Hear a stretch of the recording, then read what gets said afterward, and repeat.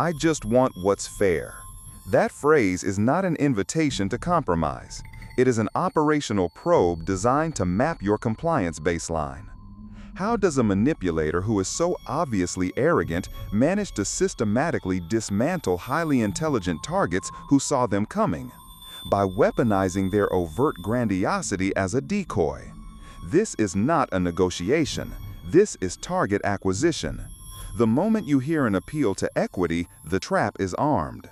They are calibrating exactly how much of your reality you will surrender to avoid an escalation. You assume you understand them because their ego is loud and their behavior is absurd. That is a tactical miscalculation. You are staring directly at the flashbang. This is decoy arrogance. It is deliberate social friction engineered to consume your cognitive bandwidth. While you burn energy defending your character against ridiculous accusations, you remain blind to the permanent tactical leverage they are quietly installing behind the scenes. Think back to your last major dispute with a manipulator. What was the exact low-value asset they conceded just before taking procedural control? Log it in the comments. We need to map their baseline. Once your processing power is drained by this friction, the actual extraction begins. You waste focus on the external chaos of stage 1, oblivious to the silent capture of your decision-making infrastructure. You monitor their noise, they monitor your assets. Welcome to stage 2. I spent 8 years analyzing over 1,200 hours of civil litigation deposition tapes in Chicago. I watched brilliant executives lose their companies, their assets, and their minds. Why? Because they fell for the decoy. They brought meticulously documented lists of personal insults to court. They expected a judge to validate their emotional pain. The court did not care. While these highly intelligent targets were busy logging every offensive comment, the manipulator was quietly rewriting operating agreements, transferring liabilities, and legally altering the procedural parameters of the dispute. The target was fighting a moral war. The predator was executing a mechanical acquisition. This silent coercion is not some mystical dark art. It is documented structural engineering. Look at the macro level. A U.S. court recently ruled that Meta and other tech firms must face thousands of lawsuits over social media addiction. The litigation exposes exactly how these platforms utilize algorithmic retention architecture to engineer systematic compliance.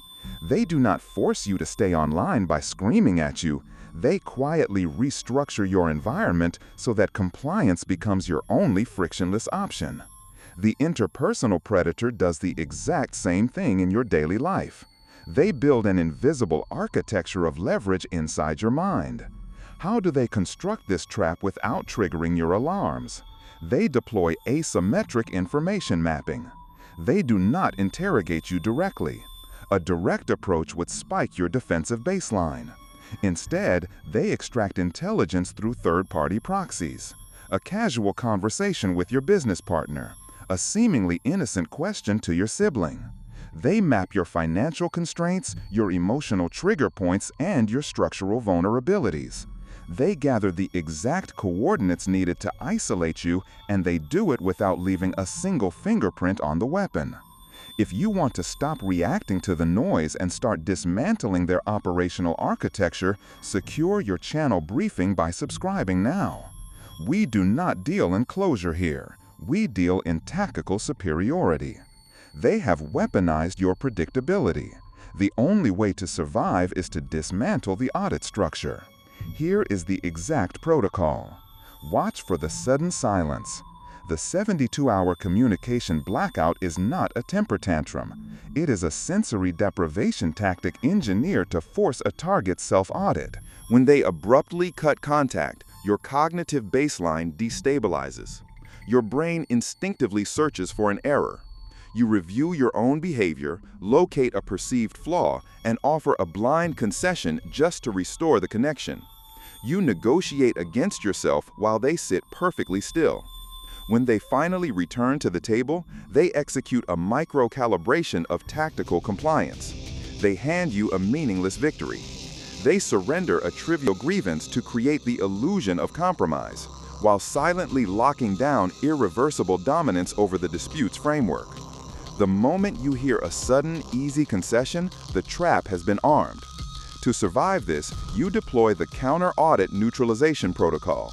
Stop tracking their emotional state. Start logging their mechanical moves. When the blackout hits, hold the line. Do not review your own actions. Freeze your cognitive output and document exactly what structural advantage they are attempting to extract. This is an asymmetric conflict. You are fighting for a resolution. They are fighting for jurisdiction. You do not defeat a predator by outfeeling them. You defeat them by auditing their leverage and freezing their access. This is Julian Vance. Next time, we deconstruct the exact phrasing they use to turn your own legal counsel into their secondary proxy. Stay clinical.